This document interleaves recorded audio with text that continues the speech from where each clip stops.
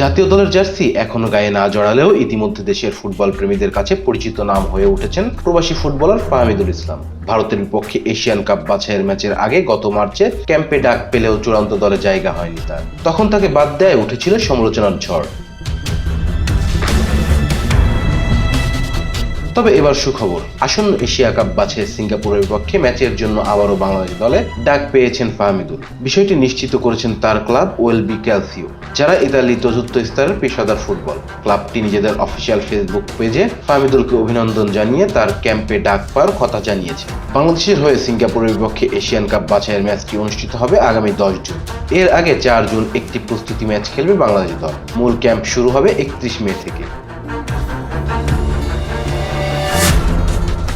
ভারতের বিপক্ষে দলের সুযোগ না পেলেও হার মানেননি ফাহমিদুল।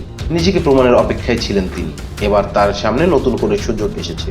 এবার তিনি চূড়ান্ত একাদশে জায়গা করে নিতে পারেন কিনা সেটি দেখার অপেক্ষা। Rezan Islam, B Sports. Please subscribe our channel to get more information about Cricket World.